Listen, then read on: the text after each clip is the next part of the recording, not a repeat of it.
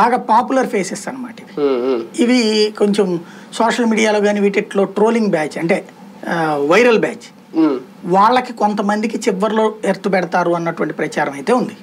అంటే నిజంగా అదే కారణం చదివితే వాళ్ళు కూడా లోకల్ గా సహకరించాలి కదా, కొత్త అభ్యర్థిని పెట్టిన ఆ సహకారం ద్వారా వద్దాము. ఇప్పుడు జగన్ తన ఫేస్ తో వెళ్తున్నాడండి, లోకల్ అన్నటువంటి ఒక ఎసెట్ కింద చూస్తున్నాడు అంతే. జగన్ తాను పరీక్షకు పెట్టుకున్నాడు, చంద్రబాబు నాయుడు తనకి తాను పరీక్షకి ధైర్యం చేయలేక పవన్ కళ్యాణ్ వెంట పెట్టుకుని బీజేపీతో కమ్యూనిస్టులతోనూ వెంట పెట్టుకుంటున్నాడు.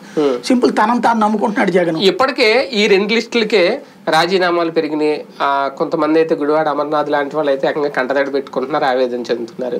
ఇప్పుడు ఇందులో సీనియర్లకే దూరం వద్దని ఒక ప్రచారం, అది వస్తే కానీ మనకే తెలియదు, ఎవరు రోజా గారికనో లేదంటే కొడాలి నానికొండదనో రకరకాల ప్రచారాలు అయితే జరుగుతుంది, వాస్తవంగా లేదు. నిజంగా అటువంటిది ఏమైనా జరిగితే ఒక పెద్ద బీభత్సం అవుదా వైసీపీకి, పెద్ద అదే ఎఫెక్ట్ థ్రెట్ అవుదా? ఎప్పుడు అందరికీ పదవులు రావు. ఇప్పుడు క్రిందటిసారి ఆశించి మంత్రి పదవులు రానోళ్ళు ఏడవలేదా? అట్లాగే అసెంబ్లీలో ఇప్పుడు తెలుగుదేశం పార్టీలో రేపు టికెట్ లేకపోతే ఏడ్చేవాళ్ళు ఉండరా? అందరికీ అవకాశం ఎలా వస్తుంది? రెండో వాడు ఎట్లా బతుకుతాడు?